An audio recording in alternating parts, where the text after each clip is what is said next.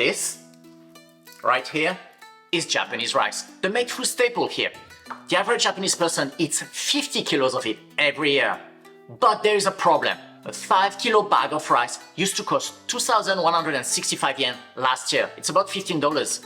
And today, it costs 4,285 yen, or $30. That's a 97% increase in less than a year. Imagine what it does to the budget of a family of 4. The less well-off in Japan cannot afford it anymore and have to rely on food banks to put food on the table. And this is together with another 20,000 food items whose price will increase now because of the price of rice. Can you imagine the burden if that was happening to you? To make matters worse, it is difficult to find rice on supermarket shelves nowadays. It's not as bad as last summer. But still, there is not enough rice in the fourth economy in the world. The last farm minister, Takueto, thought it was intelligent to joke that he didn't know the price of rice in retail because his supporters were sending him so much rice for free. Needless to say, he had to resign very quickly. Let me tell you how we sank so low. Then I will tell you about what solutions there may be on the horizon. Rice is an essential food staple here, like in many parts of Asia, and its production, distribution and sales has been controlled by the government since 1942 through the Norin Suisansho, or Ministry of Agriculture, Forestry and Fisheries. For example, to be a rice seller, one needs a license from the governor of the prefecture where they live. A bit like if you're in the US, the governor of your state has to give you authorization to sell it. After World War II, the government enacted a series of policies to avoid land consolidation in the hands of a few, and therefore companies cannot own rice fields. Cooperatives can only do it if they actively farm, and as a consequence, most of the rice producers in Japan only farm 1.65 acres or 2/3 of an hectare. Rice farms in the US are 160 times larger. Traditionally, rice has been present every single meal, and each region has its own brand of rice, and rice products are everywhere, from flour to rice cakes to anything you can imagine in between. It's great. It's a very vibrant ecosystem around rice. And the government has been protecting rice production through a near-complete ban on import to maintain self-sufficiency, but more precisely to maintain high prices for farmers.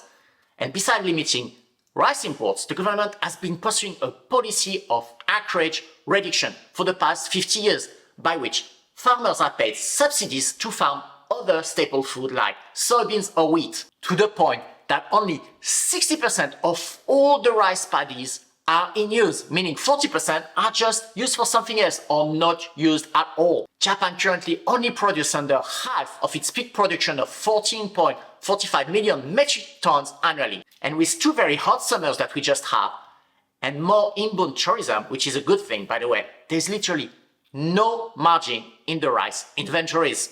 And the figure you're seeing now represent 99% of the consumption, so we're actually under what we need. Another negative impact of this policy is the lack of investment in improving the yield of rice crop or the way they are produced. Now, the average Japanese rice yield is lower than in China or even California for that matter. And government officials often end up managing large farm cooperative, research institute or farming equipment companies to stay close to each other.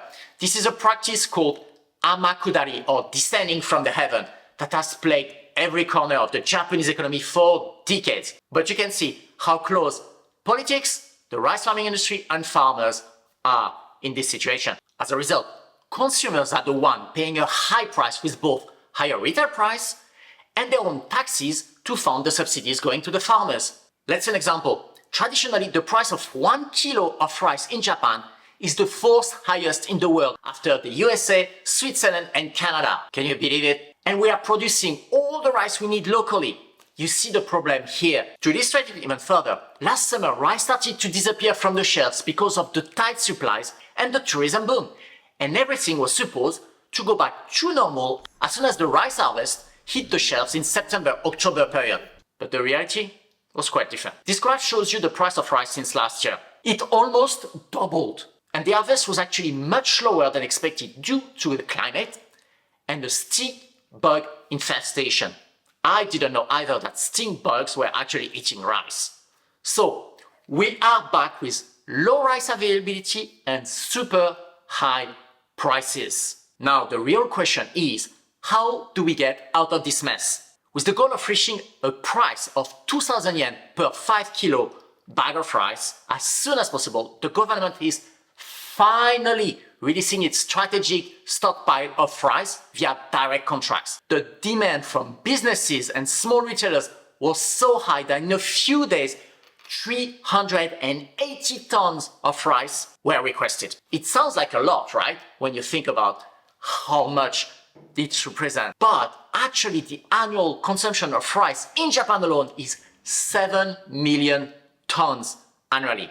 So this direct market intervention will not be enough in the long run, even if it's a step in the right direction.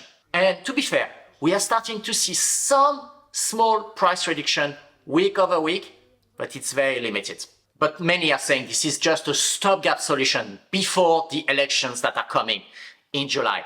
What's really needed is a long-term review of the complete rice policies of Japan.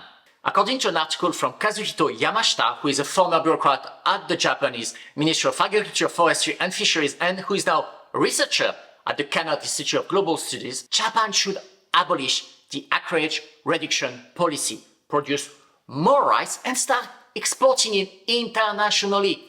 Japan rice has a great reputation and you probably have tasted it before. And although it is expensive, it would find a market for special occasion and for well-off consumers. This will increase revenue for farmers even if the retail prices are going down because they will make it up with the higher volume. And reducing the subsidies to the farmers that they're receiving for not farming rice would be great because this money could be used to help consumers in other areas or other parts of the economy. We are talking of an amount of subsidies close to $2 billion annually. That's 300 billion yen. That's a lot of money that we could use somewhere else. And trust me, Japan needs to use a lot of money in a lot of different areas and doesn't have much money. So redirecting it would be great.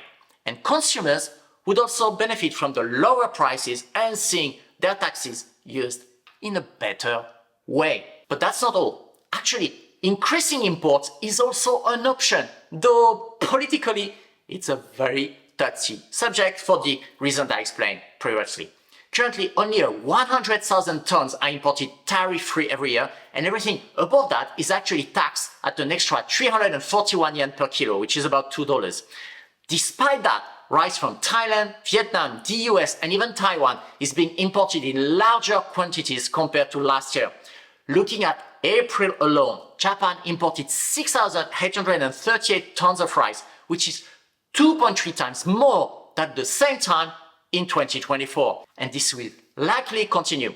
And the type of rice being imported is Indica rice, California's cattle rice, but also Japonica rice or short grain rice, which is similar to the one that's grown in Japan. And given their lower production cost and higher outputs outside of Japan, even including transportation and the tariff I mentioned, it actually currently resells at 10 to 20% discount compared to domestically produced rice. So it's actually helping families and consumers everywhere in Japan. As we just saw, there are solutions, but it is politically very difficult and Japan is not in the habit of changing fast. Believe me. So, given the situation, we might be facing high prices and shortages for the foreseeable future. Unless the government opens its eyes and reacts. Though again, I doubt it's gonna happen fast. Until then, most people will need to find alternatives to rice to put food on the table at a reasonable price. And others, like me, with connection to farmers or with families in rice farming areas will continue to batch large quantity of rice in September when the harvest comes in for the whole year and hoping it lasts for long enough. If you enjoyed this video or learned something, please consider giving it a like and subscribing if you haven't done it already. And if you're interested in digging deeper into personal finance and Japan, be sure to check out these videos as well. Thank you again for watching and until next time, goodbye.